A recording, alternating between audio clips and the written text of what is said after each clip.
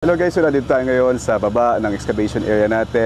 Now as you can see here in the background, ito yung area na meron na tayong mga reinforcement na nilagay like yung wire mesh or steel matting para dito sa ating gagawing pag-shotcrete. So we're already in place, yung soil nailing nagawa na natin. Now we will seal this soil using or yung method natin of sealing off using the shotcreting ng ating soil. So mamaya ma-witness nyo yung pag-shotcrete natin ng soil na to. Ano ba yung mga components or materials na nilalagay natin sa ating pagsusoil nail?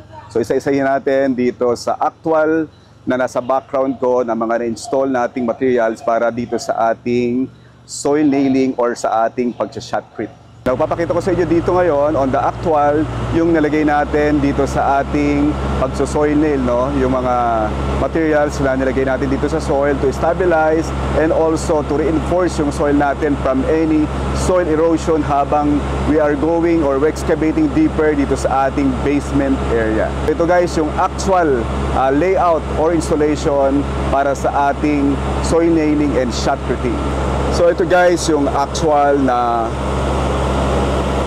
naka-install na nating steel matting or wire mesh. As you can see, so may mga reinforcement din siya, no? So naka-fix siya ng mga dowels doon sa soil. As you can see closer. So kita nyo yung dowel na yon na may tie wire. So yung fixing materials niya para i-fix yung mga wire mesh or steel matting doon sa soil. So meron siyang mga tie wires na nilagay and rebars. So yun siya, oh. Yan, so marami yan. So yan yung pag-fix ng steel matting dun sa soil para while doing the shotcreting hindi siya matanggal. Dahil pressurized din yung ating pag-shotcrete, so we need to reinforce na during the shotcreting hindi siya masira. Now yung thickness ng ating shotcrete is 3 inches, so dapat magpantay siya dito sa wall na to na nakikita natin.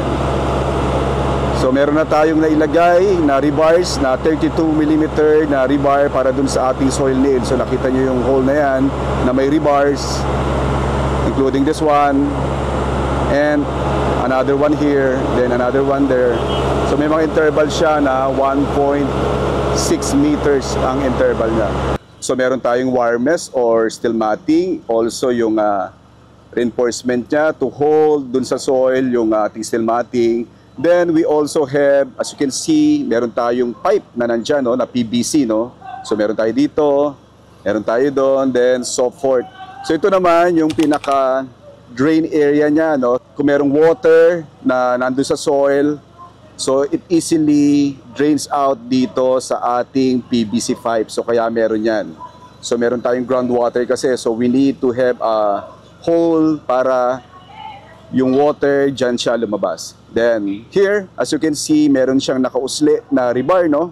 So yan yung reinforcement ng ating soil nail. May haba yan na 12 meters. So naka-insert na siya doon sa borehole.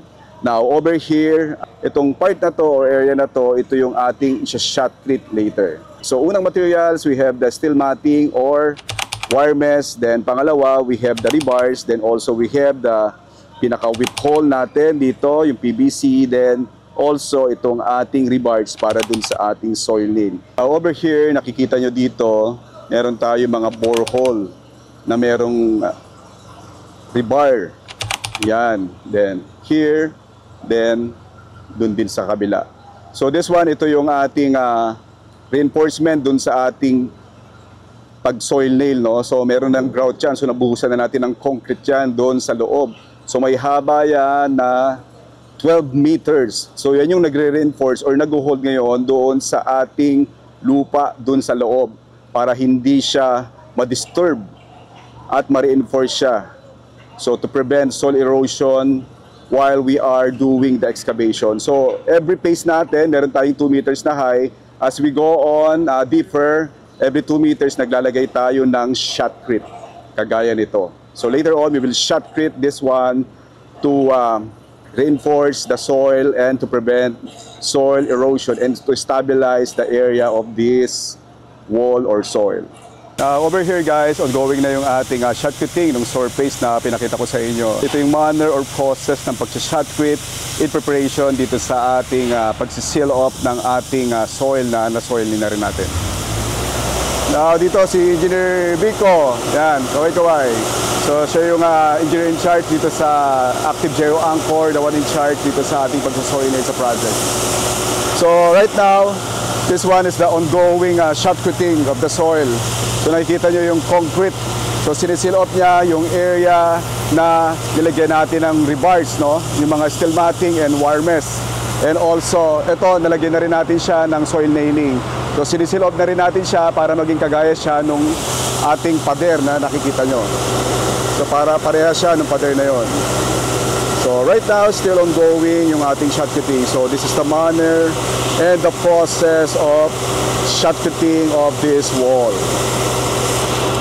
So ganyan siya ginagawa. So the mixture of our shotcreting is cement and also sand and water.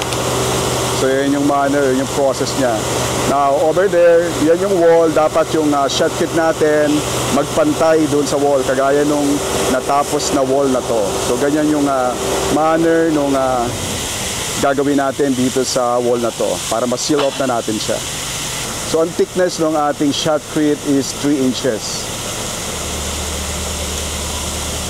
So we need to shotcrete this wall, also soil nail this wall or this soil para mas maging matibay siya and to stabilize the soil and to avoid any soil erosion. So pressurize itong ating shotcrete. As you can see here, so malakas yung pressure niyan. So para ma-seal off yung wall na to. So we're almost half of the thickness nung dapat nating shotcrete. The shotcrete cover or the cover of the concrete for this soil will be 3 inches. Now we already covered 1/4 of the length of this wall. As you can see here, so this one are freshly shotcreted concrete. Then we are continuing here on this area. So the surface must be same level of this concrete and also same finish of this shotcreted wall. So this is the process of shotcreting.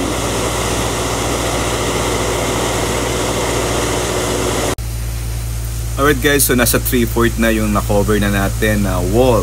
So continuously, we are applying this shotcrete on this wall. So kita nyo naman yung mga areas na nalagyan na natin, no? So yan yung previous na wall na shotcrete natin.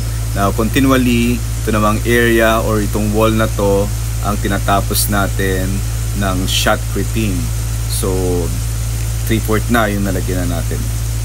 Alright guys, so these are all the process of shotcrete. So we do this kind of methodology to protect our soil and to avoid soil erosion. So we need to stabilize, especially kapag ang soil ay malambot.